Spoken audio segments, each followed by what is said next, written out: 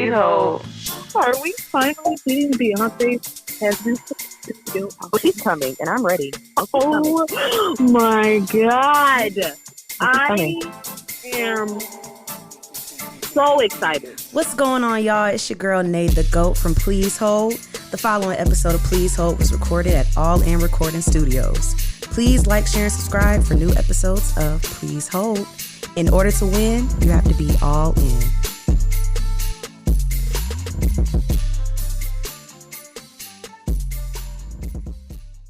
Hey man, y'all don't know us by now. I ain't gonna keep introducing myself. Shit. Well, actually, technically, I feel like we always gonna have some new listeners, so we always gonna have to kind of introduce ourselves. Well, what's up, new Brodies? Hello. Hi, how are ya? Welcome to the game. Name's Nay the GOAT. And Sina, different kid. Yeah, I need a nickname though. Anyways. You're probably wondering why we sound a little bit different. Well, that's because I'm in Alaska. And I'm Sina at work. in Oregon. So we're taking this virtual. Yes, sirree. Of all places. Like, ain't no reason for two black girls to go travel to Alaska nor Oregon, but we're going to roll with it. I am in Alaska. I'm in Wyoming, actually. Chilling in Anchorage. Oh, tell my family I said what's up. I got people up there. Tell them I said hey. Get your hair did. My auntie. Oh, okay. Oh, right. So I walked this cliff right here. Oh, right. Do they have cliffs in Wyoming? You know, I don't know. That would be something to find out. I don't know. But we're here. It's been another long week, except they're getting a little more bearable. Can't lie to you. Still tiring because adulting, I did not sign up for this. I'm not going to lie. Definitely did not know that adulting was going to include all of this. Oh, no, you knew. They told us. You knew. Oh, no, they tried to tell us. Us as children, we really didn't want to believe it. And for that, we set ourselves up for disappointment because we just thought it was going to be loads of freedom and being able to cuss and drink and do whatever we want. And it's really not. Is it? Yes, all of that included, but, you know, I didn't know I was going to have to be paying bills for the rest of my life. Now I'm old enough to cuss. Yeah, I can say hell and not get Oh my God, my first time saying bitch was in the first grade. It tingled at the lip. What? Now she said it tingled as it left her mouth. She's not it did. I didn't know what I was saying, but I was like, this doesn't even sound like a good word for me to be saying. So I'm going to tell this teacher somebody wrote, you're a bitch. Miss Smith, someone called you a bitch in the cubby face. What did you say? Why did she like that? From the first grade. Can you imagine? No, that sounds about right, though. I feel like it's just experiences are different. I feel like for me, the reasoning why I never, like, cussed as a kid is because, you know, I was homeschooled 2nd through 10th grade. So even though I would be around some kids my age, even the kids I would be around wouldn't be cussing because they were other, you know, homeschooled Christian kids. So even though I was exposed to it from other people, when I was around my family and my friends, like, I really didn't have no reason to say it or no desire to say it. But then once I started getting a little older, like around, I'll say 13, you know, I started watching some other shows. I was like, that's an interesting word. I'd like to say that one. No, yeah. I'd like to add that to my vocabulary. And I started cussing to myself in my head. I cuss my parents out all the time. Oh. All the time. Nigga, who the fuck do you think he's talking to?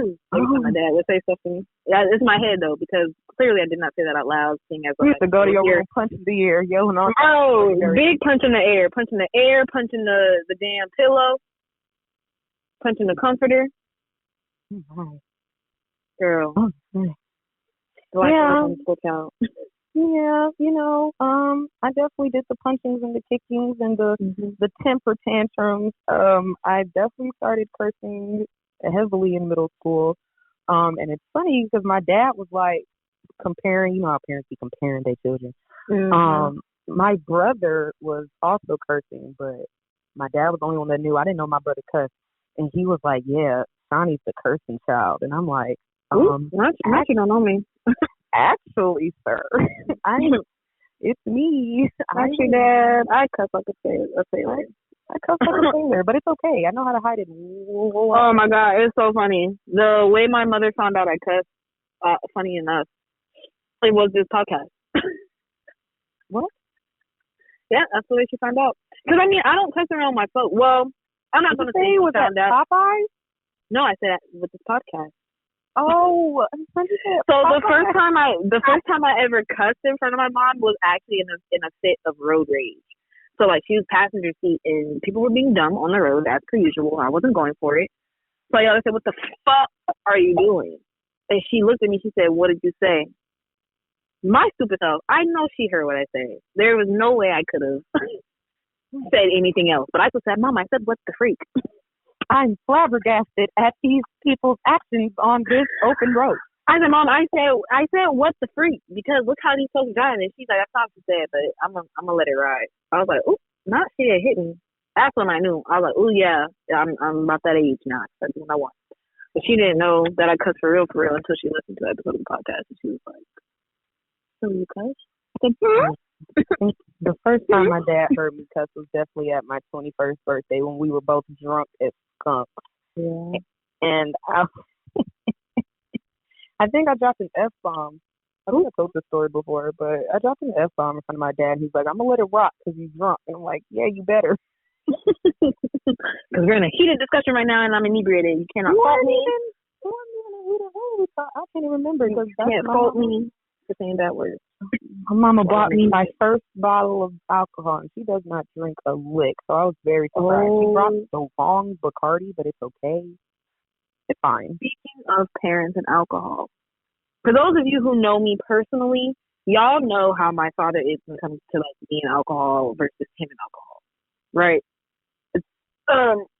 Recently, last year, for I believe it was the 4th of July, we went out of town to go visit some family. And while we were there, like, of course, I'm of age, so the adults, my cousin ended up making us, like, some margaritas or whatever. She offered. I, of course, accepted. I'm of age. I want to chill. Give me a margarita. My dad made a point of saying something to me after the fact. He's like, "Oh, you drink now, this, that, and the third." I'm like, I was 25 at the time, so I was like, yeah, I'm way past the drinking age, so I like to enjoy a drink or two every now and then. And I feel like he could never really say anything to me about that because he literally has a refrigerator separate from our refrigerator full of all his fancy alcohols, right? His liqueurs, his wines, and his champagnes and stuff, right? So I was like, you really can't talk to me about this. Whatever. That was something we used to butt heads on a lot. Tell me why. Last week, I'm sitting outside chilling, talking to my man, smoking me a little blunt. I'm just chilling outside.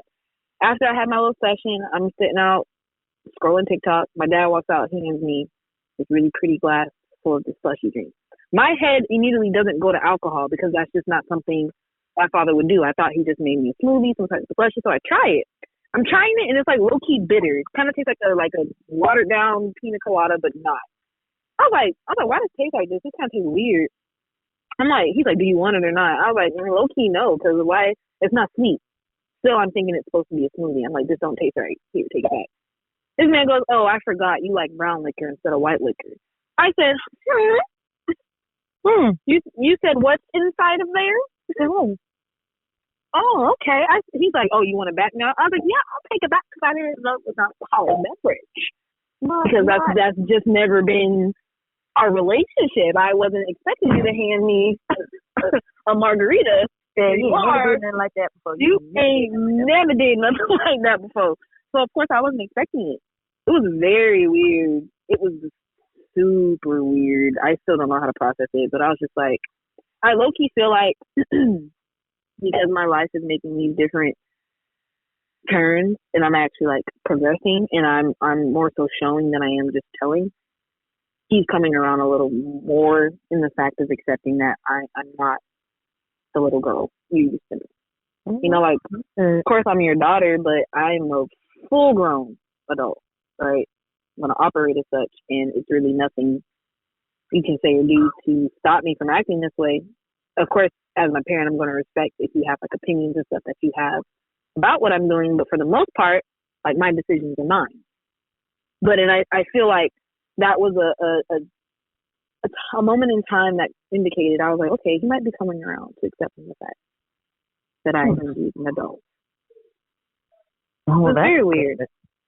It was good, and it's like it doesn't make up for everything else wrong with our relationship, but it was definitely like a little glimmer of hope, a little white flag, low key. I was like, oh, okay, interesting. Well, that's beyond me, because my first beverage was my father. Oh my God. Was at the age of 14 when Obama got elected. Hey, that's a good reason though. It was great. I can't even be mad. That's a great reason. Now, was I drinking before that? Yeah, whatever. I don't even know that though. yeah, I definitely found some. My dad used to keep some Hennessy up under the sink, and I just, me being the child, the curious little George that I am, just help yourself. Yeah, I did. I helped myself, and I made my own concoction. I was like 11 at this time. I made my own concoction. Being a bartender? I did. I was by my home because I was in middle school. I was watching my brother. Both my parents were working. So I had a little time to be at home by myself before my brother got home from school. Yeah. Or he was at my grandma's house. So, like, I found the Hennessy, and I poured me some Hennessy, and me watching, like, my older family members, I'm like, okay, I know for a fact, I think I'm supposed to put something with the Hennessy or with the beverage. So I'm looking in the fridge. I'm like, what would go good with a dark drink like this? And I smelled it, and I was like, this stinks. Let me try to sweeten it up with something. I'm going to try and sweeten it up with something. Tell me why. Oh, my God. What did you choose? Oh, my goodness. I'm not ready. I'm not ready. Okay, so we had a picture of some Grape Koolaid. Oh, my God. The refrigerator. And I'm just like, dark goes with dark. I feel like that would mix well. Ew. I poured like a nice bit of the Hennessy. I remember it was Hennessy because that's all he drank back in the day before he switched over 1800 gang. I poured like a nice bit of Hennessy, and then I poured like a nice bit of Grape Koolaid in a blue cup. It's the blue cup that literally everybody has. I poured it in that, and I threw up. Oh my God! As you should, because how dare you? Grape Koolaid and Hennessy. I can only imagine once the flavor hit your taste buds. The face and the immediate reaction that you're just like, get this out of my body. I was going to throw up, and I thought it was going to taste like a popsicle. That's what I thought, because I thought the Grape Koolaid would cancel out the dirty pennies, but it did not. It just not the dirty pennies. She was like, this does not taste like how I thought. This is not how I thought it was going to taste, because I didn't know what Hennessy tasted like. It looked like apple juice. So I'm just like, okay, I think this is going to work. This is going to work. No, I definitely wasted a good glass. That is so. You wasted some good liquor, too. Did your dad ever find out about that? Of course not. I hope he doesn't hear me right now. Oh my God. Oh my God. I hope he doesn't hear me right now. I can only imagine how much Hennessy you like poured into the cup. Because I mean, you're only like, what? You said you were 11? I was 11. Didn't know. Yeah, you didn't know how much liquor was supposed to be in there. So you probably poured a buttload in that blue cup and then topped it off with the Grape Koolaid. Oh my God. That just sounds nasty. Grape. Oh, my stomach turning just thinking about it. But the first drink he gave me was a little bit of wine, and that was literally like I think it was like 3 or 4 o'clock in the morning. Was the first time that Obama got. Was I 14? I was like 13. That was 2012. So. The first time? 2009. My bad. Listen, it's been a long life. Okay. Oh my. It's been a long life. I'm sorry. It's fine. But I'm sorry. The first time. Yeah, he gave me a little glass of wine. He was like, "See, look, this is history in the making. You can drink." And I was like, "Bet it up, okay." And I definitely went to sleep that night. Oh my god. Great. She said out for the count. I went to sleep. I'm 26 now, so if y'all still need to call CPS, it's too late. Oh so, my god. it's Way too late. We're in here full on drinker now, so like thanks for the influence at such a young age. I am very grateful for that experience with the Hennessy and the Grape Koolaid because I knew never to do it again. Ever. Oh my god, my stomach hurts just thinking about it, bro. Like I just know that was nasty. It was really because Hennessy in and of itself tastes like toes. So I just in visualizing toes with like grape. I don't know. Grape toes. Yeah, it was definitely an experience. I should have been a bartender in the past life because I was definitely playing those bartender games on y8.com. So I felt like I was doing something. Shout out to Y8. If y'all know what y8.com is, I don't even know if it still exists, but that was the site to be on for all the little computer games. Computer games. That was it. That was the site. So I was that in games for girls. If you like to dress up ones. Yes, all the good little games was on that site. No, for real. Life's so simple. As a child, literally all we had to worry about was when we was gonna be able to log into Zoom to go talk to our little internet boyfriend. Yeah, that was a time. Oh, such recklessness, and nobody knew. Yeah, we were being super unsafe. We are the reason why parents are like, don't talk to strangers on the internet. Do you think we care? We were on Omegle, talking to strangers, Blinky, Club Penguin, like all of that. Just I was definitely on IMVU, like chatting it up with a random 30-year-old. A whole bunch of people. I'm like, I'm not Sina. I'm 13. So was my boyfriend online. ASL. And I would see when he would pop on lines. I'm like, come to my house. Oh my 12.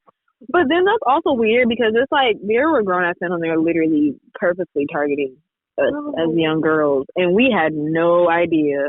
No idea. We were victims. Literally, like I told them I was like 18. It was lying.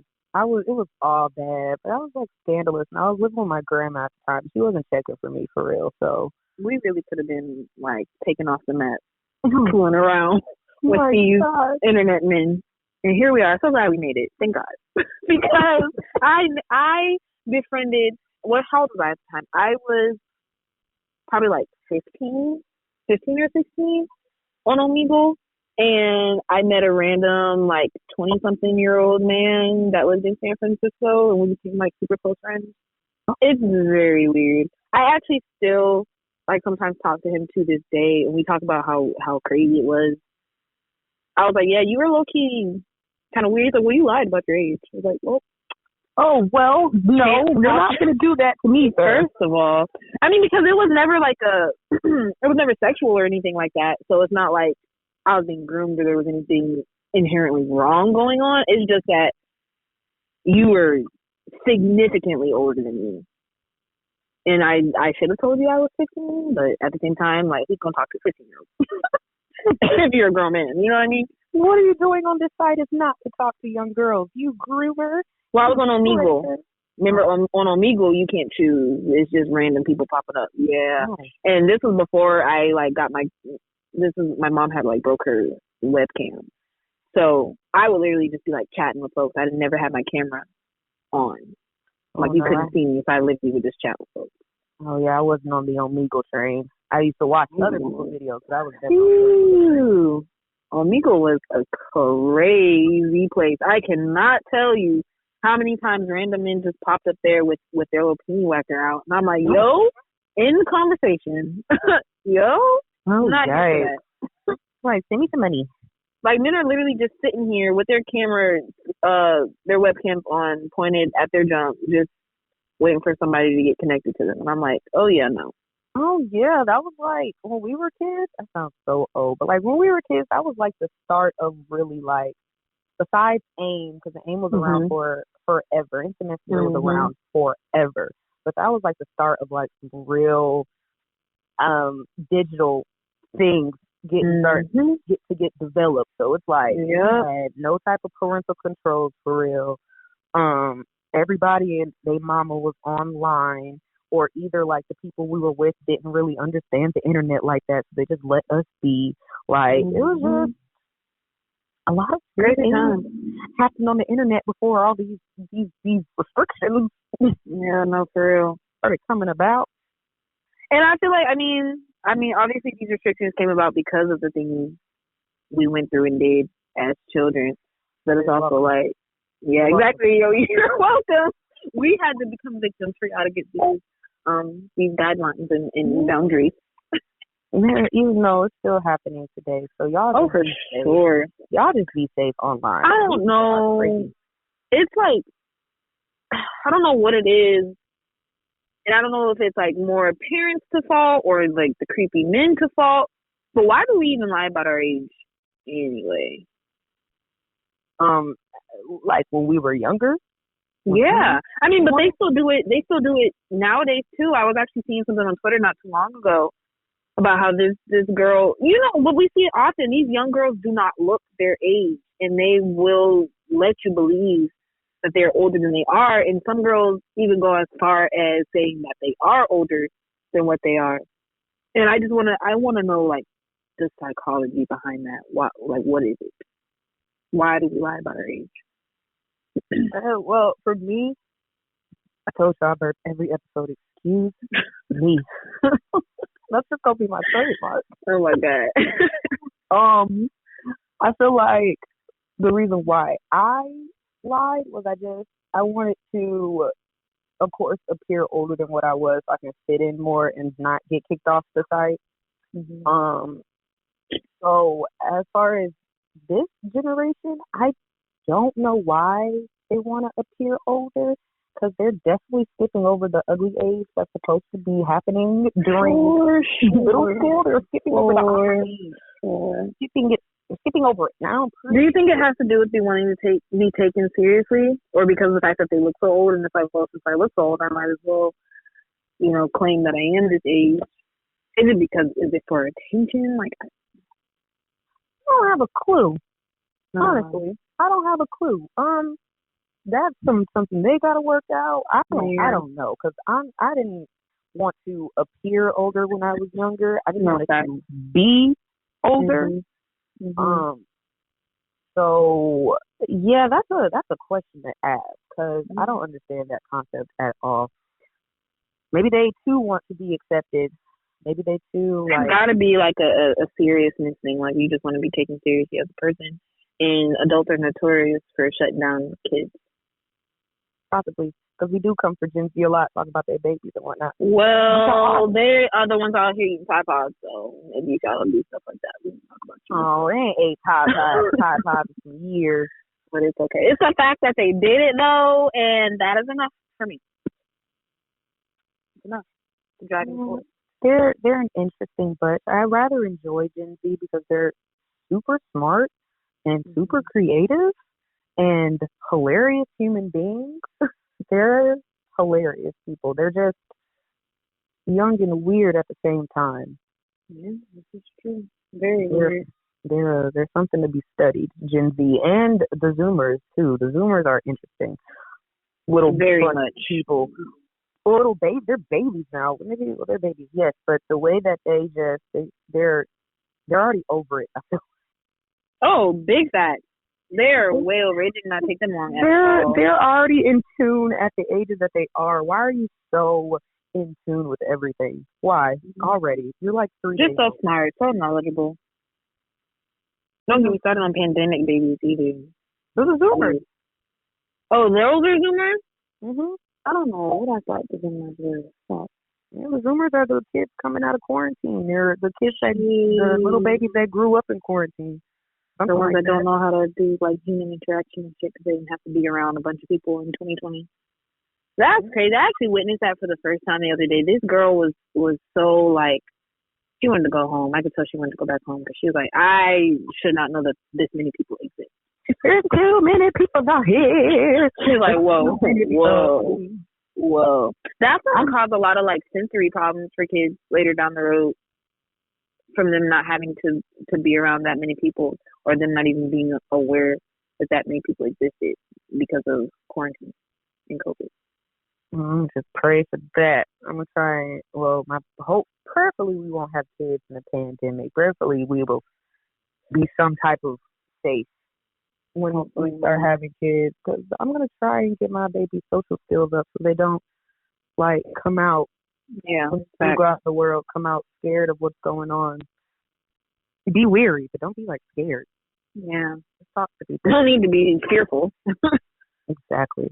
Why? Shit, bro. What the heck? All right. Oh. I don't know what's been going on in the world lately. I have been too much going to. I want to talk about. Oh, me too, though. I really don't have time to be on socials because I have a lot of other things that I'm focused on right now. But when I do come on these socials, let me tell y'all be showing y'all whole ass, literally and figuratively. Oh my! I did catch Fleet Nick in the late night out. I caught that. Y'all was out there being nasty, hot in the pants, just posting all your kibbles and bits on the interwebs for free. I was upset. I'm going to the fleet. I'm like, I wonder what people posting some fleet, are getting taken away tonight. I'm looking at booty hole, boob, penis, booty hole. I was like, oh my God. I rather enjoyed myself. I'm fine. I see what we're doing. And there's some people who I really could have gone my whole life without knowing what your parts look like, because I know you personally, and I wasn't expecting to see that. I was like, oh. Well, you ain't appreciate the Twitter after dark. You ain't like that. It's not that I didn't appreciate it. I'm talking about when it comes to the people I know personally. That took me aback. I was like, oh my God, I really didn't want to see like how big your man part was, because I don't like view you like that. Like, you're literally my homeboy. I did not want to see that. And now it's forever ingrained in my head. Like, I know you walking around with a third leg, and that's just weird to me. Oh, damn. Well, yeah. I was just like, oh my God. Your boy. Then I was like, so that's what it looks like. Then I was like, oh my God. I was just so taken aback. But y'all are nasty. Some of the girls, though, for sure, I was like, you better get it fast. I was like, oh, you got ass. Okay.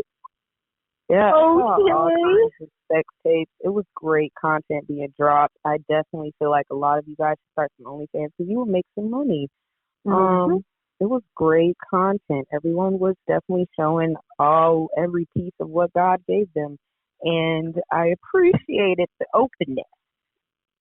Of it all, literally and figuratively. Lots of openness.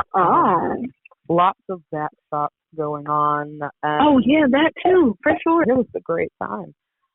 I was a little upset because I couldn't participate, but at the same time, I appreciated the fact that there was all these people on my followers that shared that side of them. Yeah, I wasn't expecting it at all. It was definitely an unexpected thing that went on. I was nigga said, Fleetnik about to go away. Let me show my ass real quick. No problem. I didn't know that they were actually bringing back, like, the actual Freaknik. I heard it on the radio the other day. I was like, oh, it's happening. Because I knew at one point, people were trying to get it organized and get it situated because they wanted to bring it back, but I didn't know it was already, like, full-fledged, planned out. It's coming in October. Oh, wow. Another super spreader event. We ain't never getting out this pandemic. And Morris Brown hosting it, so, yeah.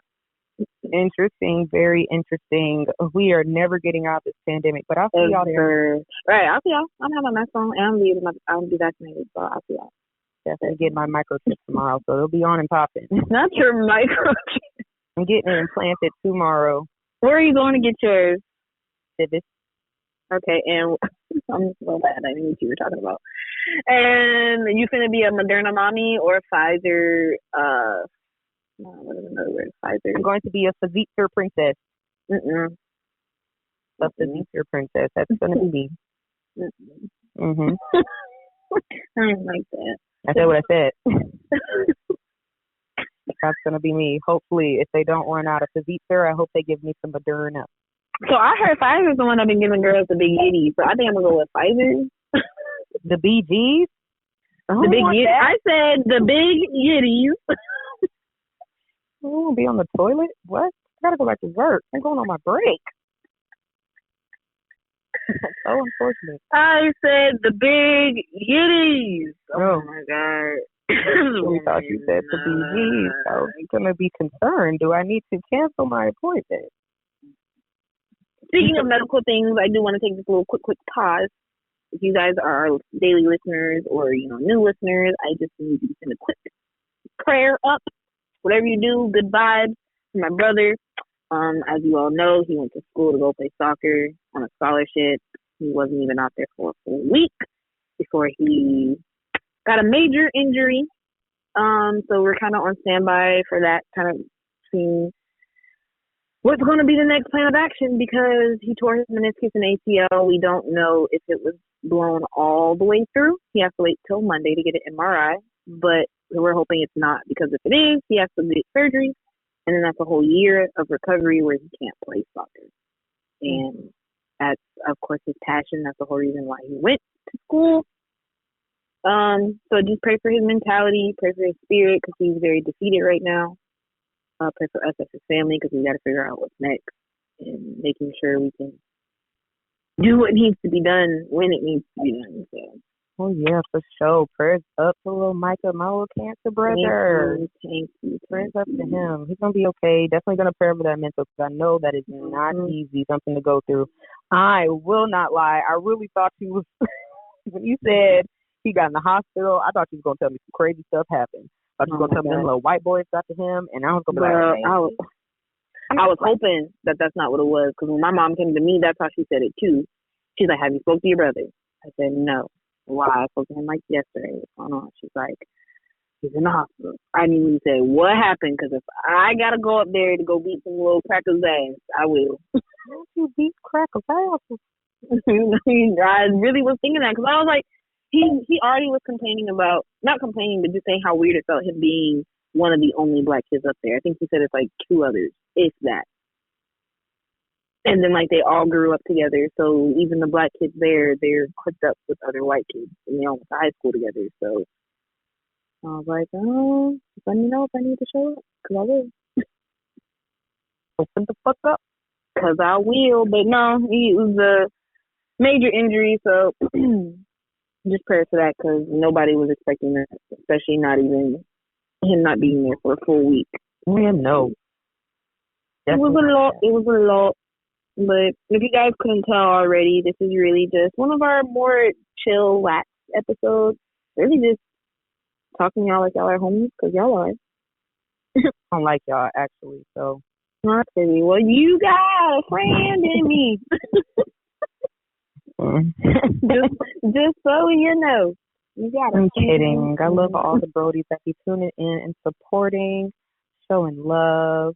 Y'all are awesome. Every day. Sharing our episodes, actually having conversations about the episodes. Mm-hmm. Pretty dope. It's a dope thing to see. I hope you keep rocking with us, though, for sure. Interacting and all that. Y'all make our hearts warm and fuzzy, so thank you. Lukewarm. So much. Oh, okay. All right. Well, mine gets a little toasty. A little lukewarm, you know. And definitely gets a little toasty. Oh, but well. Is there anything specific you want to talk about, bro? I did get asked the question to bring this up. Shout out to my cousin Justin. He specifically told me to shout him out. So shout out to you, Justin. Shout out, Justin. Woo-woo. This is a question that he wanted me to ask. It does deal with abortion. Mm-hmm. Should men have a say in whether or not the woman should get an abortion or whether or not their partner should get an abortion? I mean, you're allowed to have a say, technically speaking, in whatever, because your opinion is your opinion, and I can't stop you from having that opinion. However, I feel like, for one, it's a case-by-case scenario. I feel like it has to do a lot with the dynamic of the relationship between the two people, and, like, future plans, all that good stuff. But also, at the end of the day, you can't really tell a woman what to do with her body. But also, if she's with you, she should be mindful of the fact, like, this is not your child alone. Like, you didn't just osmosis this thing up in your womb. So you should have that conversation. Hey, how do you feel about me doing this? Like, this is what I really want to do because X, Y, Z. But at the end of the day, I do feel like it is the woman's choice, but she shouldn't discredit her partner or the man's input on like how he feels about that. Yeah, my first thought was definitely fuck no, but then I had to think there are different, like you said, case by case, there are different situations where it's like, okay, like we've been together for a minute, but we're just not ready for kids, so that's like probably like a side conversation that they've had. But also there are some people just out here and like things happen and you aren't ready for this huge change in your life. So at that point, or you're not planning on spending the rest of your life with this person. At this point, it's like, okay, you are a one night stand. What do I look like to your baby? What do I look like? I'm also pro-choice. So if you pro-lifers are out there listening, don't crucify me. If you do, I really don't care because at the end of the day, I don't care. I am pro-choice. So it's really, it is up to the woman at the end of the day, point blank, period, because it is her body. She's going to do whatever she wants with it. It's literally too many hands are in my business. So if I don't want to have a baby, I'm not going to have the baby. But again, definitely case dependent. You have to consider the father's feelings if y'all are on that level and y'all are cool like that, or y'all see yourself being long term or what have you.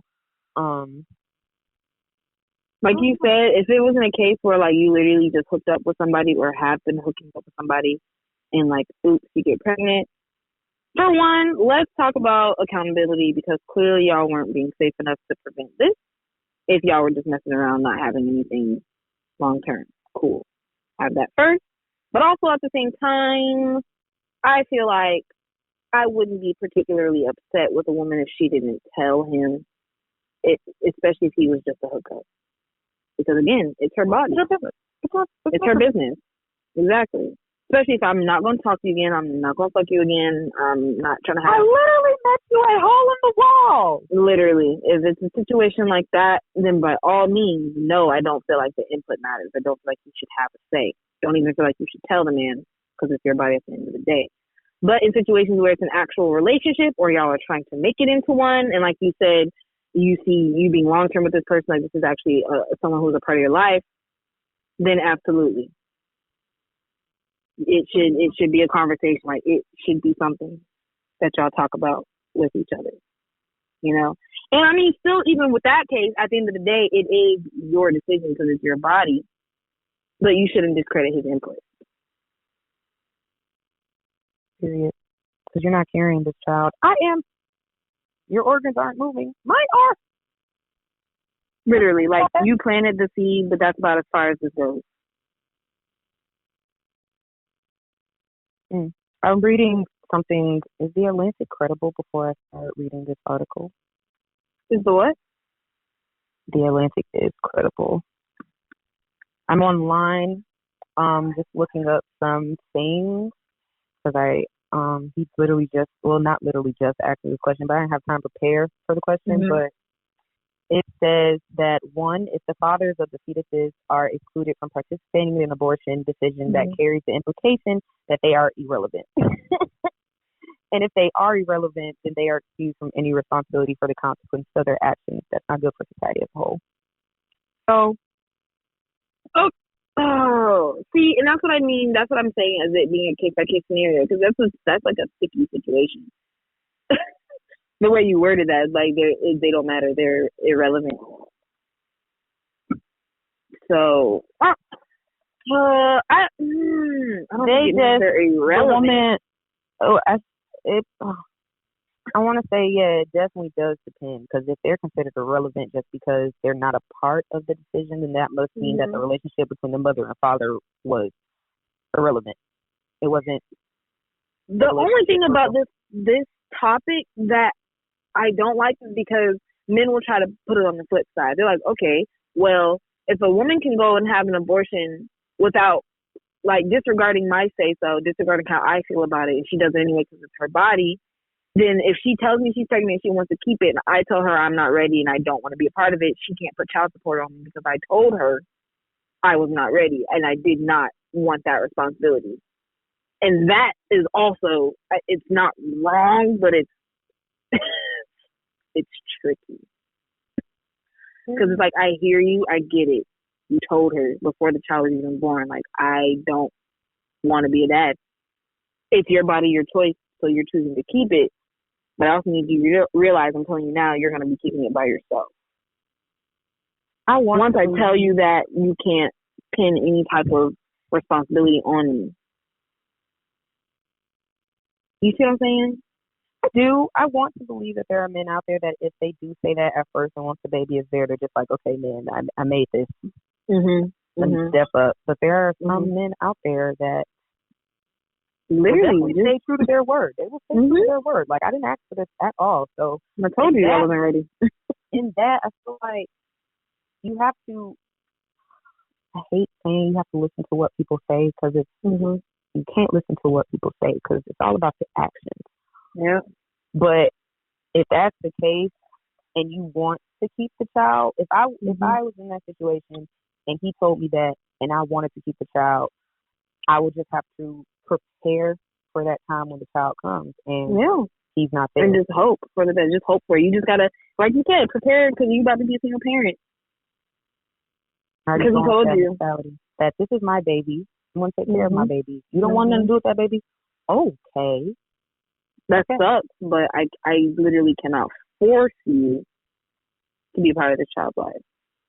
Because, I mean, as shitty as it sounds, men who don't step up, like, why? Because you are a man.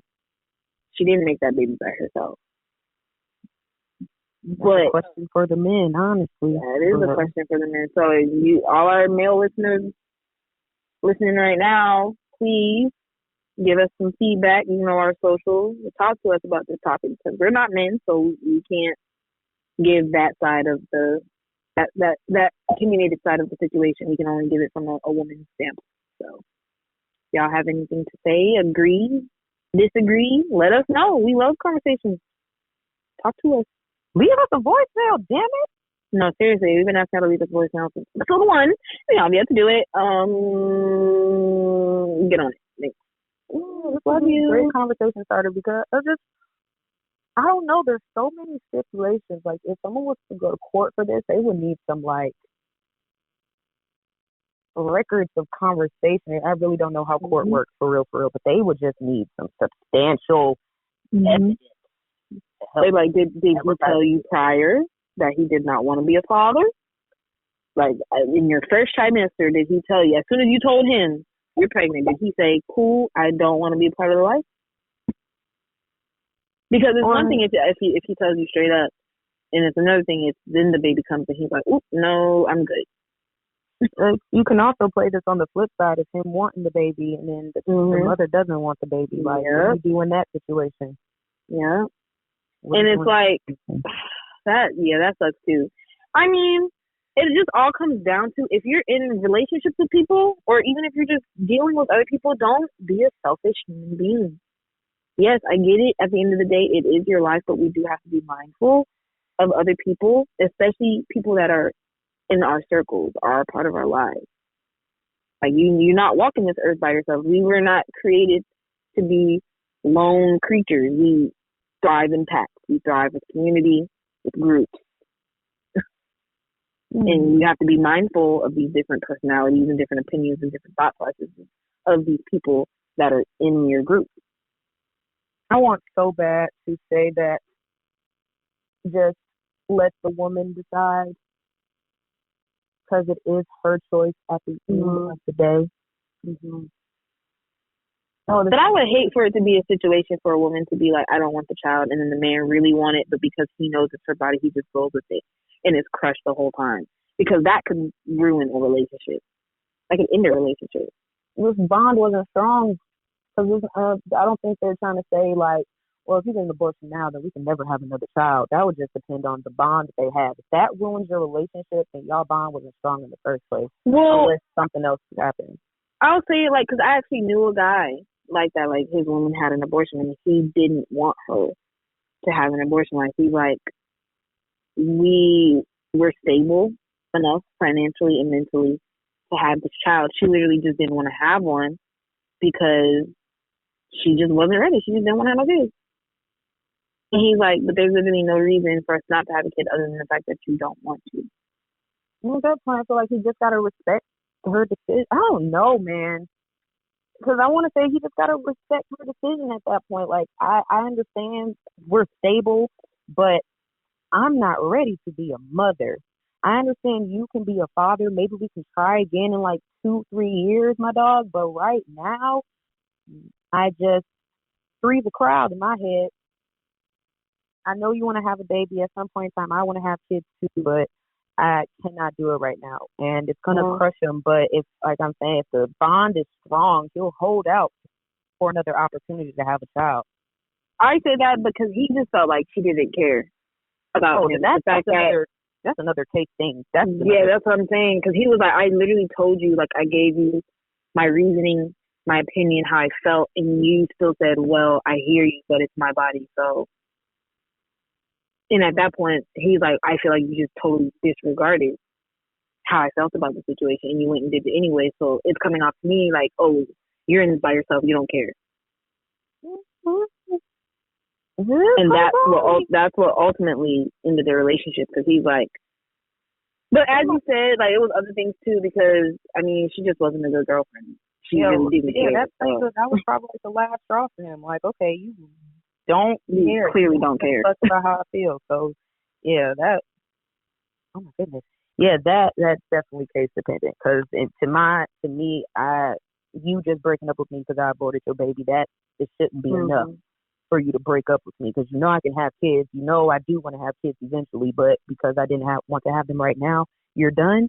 Something else was going on in the water before this child came into the mix. Stuff was already choppy, and this is the final wave that took it out. So I don't know, man. Topics like that are just like super tricky, because it's just like we said, case by case scenario. It's all about the bond that you have with that person, how you feel about yourself, how you feel about the other person. And have you had that conversation of what if y'all want kids right now? Like, are y'all actually prepared? If both of y'all agree to having the child and just X-naying the abortion, like, it's a lot of conversations that need to be had.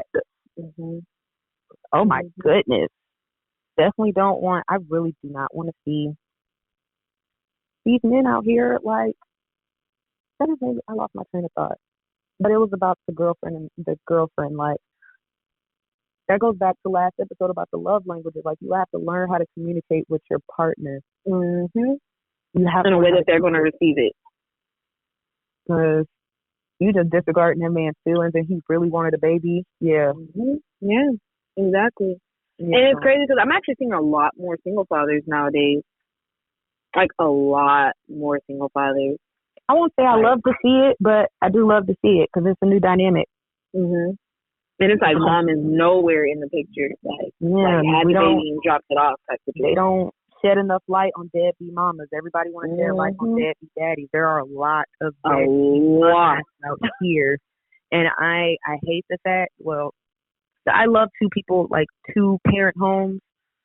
But at the same time, if the father or the mother, whoever can take the care of the child, I love to see that too. Like, I don't want to see a single father out here, but at the same time, like, yes, take care of your child, because all we see on social media and everywhere else is like the father is nowhere to be found. So yes, debunk that stigma. Take care of your child. It's crazy. Be the mom of that. Do the hair. Right. Speaking of that, I saw a Twitter post of this woman. She posted how she had went somewhere and like with her girlfriends or whatever, and her husband stayed back and watched the children, and then she mentioned like to her friends that he was at home. She's like, oh, well, let's hurry up so we can get back. And she's like, why? Like, he's a parent too. I don't need to be there. He knows what to do. Like, it's not just me and my husband. It's not a co-parent thing. We're both parents.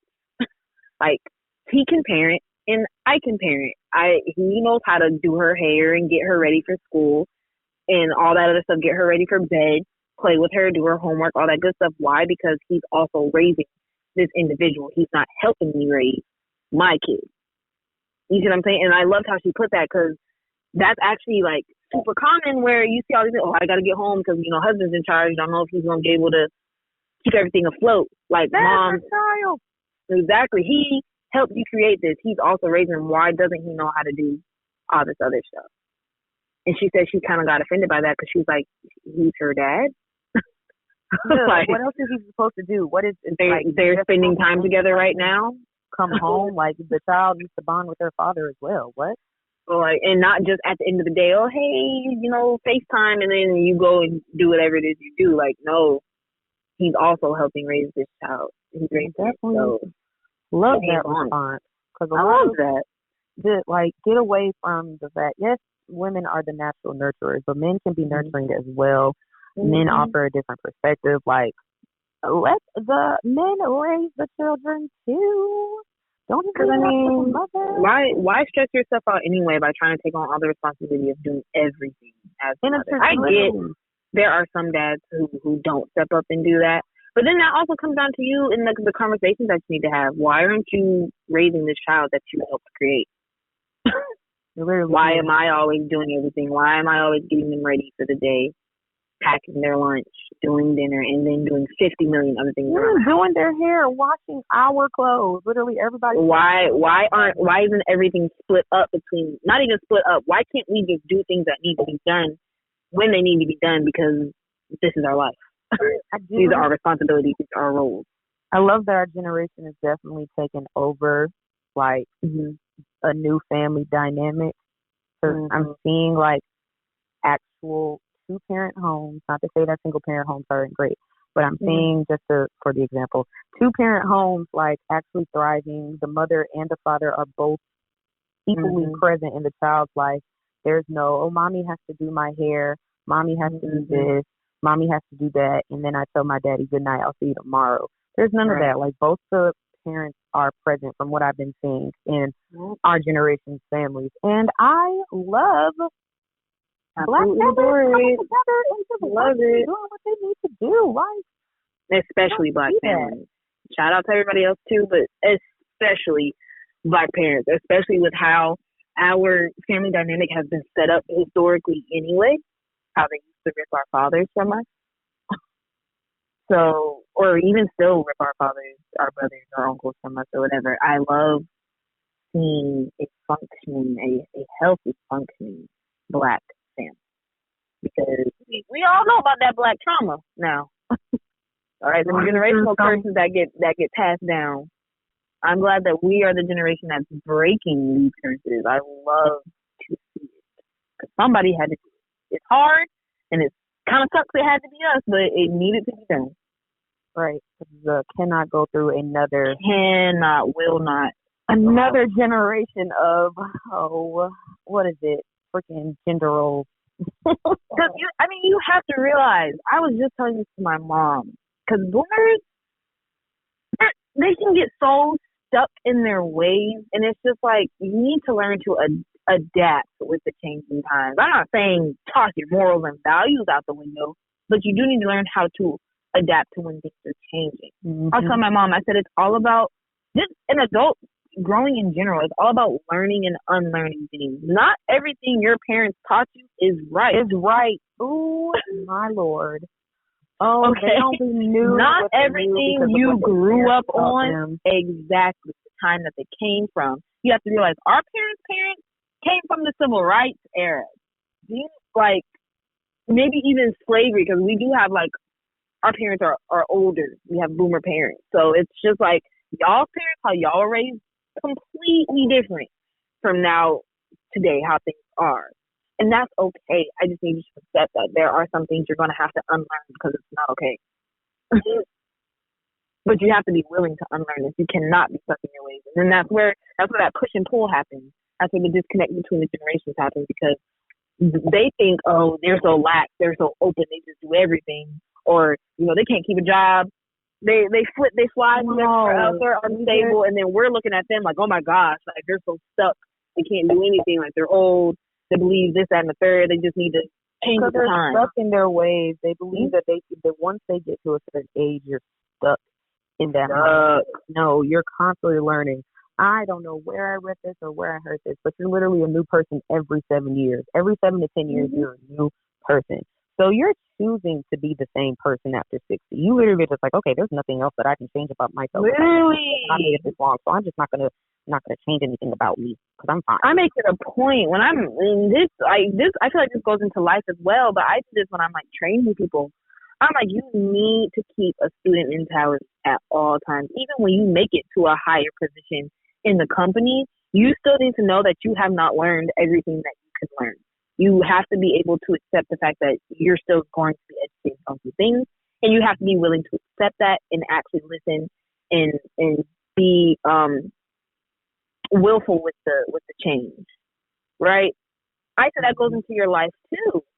Keep that student mentality because the world is constantly changing. So if the world is constantly changing, if culture is constantly changing, if how we interact with one another is constantly changing, advancing. why aren't you as a person also advancing and changing? So they're good with you can't stay stuck. There's a reason why snakes molt. They can't stay in that skin forever. They gotta grow out and get a new skin. No, they say they're fine where they are. They made it this far. They made it through all these generations and all these changes. They survived computers in Y2K. They're fine. And see, that's exactly where the complications come from, because it's just like that's not the case. That's just not how life works. You're making life more complicated for yourself, being stuck in your ways and refusing to change and adapt, because then you're going to be bad all the time at how things are changing. Well, why do they do this? Well, why do they do that? Well, why can't we just go back to the old days and do it this way? Because we're not in the old days. The old days. The old days were the old days are the old days for a reason. So we can reflect. The new day and age, my boy. Learn the mistakes from the old days so we can be better in the future. Y'all just living in the old days where everything was fucked up and going to shit. I mean, and think it's okay now, but as far as like communication, your mentality, like technology advancing, all these things are leveling up. You need to be able to catch up and level up too. I think you're going to get left behind, but you're going to be very confused in the next 20 years when you don't know what the fuck's going on and you don't know how to work a remote start refrigerator. It's going to be a crazy time for you.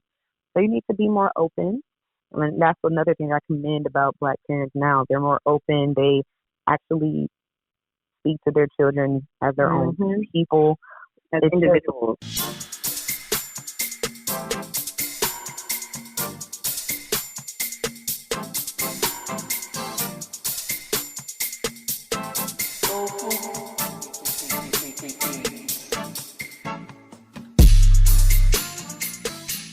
Before we end this, though, there is one thing I need to touch on, because I'm excited. Are we finally getting Beyonce as his studio? Oh, she's coming, and I'm ready. Oh my God. I am so excited. When that I haven't read her Harper's Bazaar interview yet. I've been waiting until I can actually sit down and read it like I want to. I've been seeing excerpts and stuff like that. But I am so proud and in awe of this woman. I'm ready for this album. I am ready for my voice to be raw for a week straight after this drop. If you don't love Beyonce, there's just something wrong with you. There's like at something this point, wrong. And I'm not asking you to be a fan. I'm not asking you to like add all her music. Respect her. She's literally been around since this woman is a visionary. Before we were born. Literally, we grew up with this woman. You have no choice but to respect who she is, the art that she puts out, the performer that she is, the beautiful vocalist that she is. Like, you have no reason to respect her. What other artist, other than the great Michael Jackson, R.I.P. King of Pop, do you know that has been relevant in every single decade? Don't be musty. Like, come on, bro. Like, everything. Like, even folks like Mariah Carey, she had a fall off point at one point. when she was doing these shows and people were like, is she lip syncing or can she not hit these high notes like she used to be able to? I think She she had got her sick. moment. I really think she got sick. That's why folks just need to stop talking about them if you don't know what's going on. But with that, it's just like Beyonce has never not been relevant. She has never not been popular. She has never not been making money and or music. Y'all gonna put some respect on her name. And be ready for B7 because it's Right. I had someone tell me the audacity. Is she famous because she's Beyonce or is she like still relevant because of who she's married to? I said, pause. please. She was relevant and had her own name before she married that man. Y'all are gonna stop. We don't need a man to be successful, first and foremost. She loves that man. And that's the only reason why she's with him. Because she loves him. She doesn't need him for his money. She doesn't need him for his popularity or his fame. Because she has all of that on her own. When they released the thing, I'm sorry, go ahead. I was gonna say y'all are going to learn how to respect Miss Beyonce Giselle Knowles Carter. God, learn how to respect her. Cause how dare you, Daisy? When they released this week saying that Rihanna was like the first female like musician that was a billionaire, so I tweeted, it's like, oh, that's so sweet, Beyonce not letting you in her business to know she's a billionaire. Because I was like, I feel like Beyonce hit $1 billion a grip ago, and she just don't tell nobody. She's very private. People level up. Why bring another person's name in it? Why? Beyonce was over there writing, getting her album together, minding her business. No need to bring first that and girl up. foremost, I hate when they pit Rihanna and Beyonce against each other anyway, because they have both come out and say how close they are and how they love each other. So why are you still putting two bad bitches against each other? They both making their money in their own respective ways and cheering on each other along the way. Why can't we do the same? Why do we always got to put people against each other? Like when Meg came out, why are we always putting her against Nicki? There can be multiple female rappers. Y'all know that, right? People just looking for something to argue about and be mad about, be messy about. It's just like to be messy. But we just can't let people be happy and do what they want to do and support them while they do it. We always got to put them up against somebody else and say that somebody else is doing better, or why they're not doing this, or she's not like this person. What? Well, so that matters. She's not, because she's her own person. At the end of the day, if you just don't like Beyonce, don't really give a fuck whether or not you do or don't. But you will respect. You have to respect her. You have to. When she goes on tour, this is my chance. This is my chance. I told my mom, I said, Mom, I fear I might not get a chance to see Beyonce live before she retires because she hasn't put out anything new, and I don't know if she will. And then here comes this now. Well, then here it comes. She's putting out a new album, which means there's going to be a tour after the album, which means I'm going to get to see Beyonce live. I'm going to need EMTs on standby. I am. Because the second she looks in my direction, I'm passing out. I'm so sorry. Beyonce! I'm going to drop some money for that. I'm dropping whatever I need to drop for that. This sounds so terrible and so irresponsible, but I will skip some bills. Buy a Beyonce concert ticket. I'm sorry. So that is a once in a lifetime chance. I'm sorry. I know, that's what I'm saying. Like, I mean, I'm not literally going to do that because I've actually been very financially responsible as of late. So I plan to already have that money set aside and I won't have to dip into anything else to do it. But I'm going to see Beyonce live. Don't care what anybody says. I'm doing it. But with that being said, I'm so glad y'all tuned in for this episode. I'm so glad we can have y'all here chilling with us today as we are chilling in our respective areas. Alaska and Oregon. In from Alaska and Oregon. Yeah. Yes. We love you guys. Like we said, please send us suggestions as well as comments and concerns on what this episode was about, especially with you men. The topic that we had with abortion and stuff. Yeah, I actually really want to hear y'all's opinion. I really your side of the story. I mean, not really side of the argument. Really want to hear what y'all have to say about that. Send us voice memos, voice messages, all that good stuff. I want to hear the passion behind, and like tell us why. Why do you think that? Let's really start this conversation, and this is what I want us to do. Have this conversation on our socials. Just make sure y'all interact with us, man. And we made it to episode 5. We are over. So maybe we got to talk to our producer. Maybe we can start bringing you guys on. So we already have a few people that have already claim their spot. I guess you can say we don't have dates for you guys yet, but you have already claimed your spot. So if you'd like to be a guest, again, shoot us a quick DM and we'll work out some dates for ya.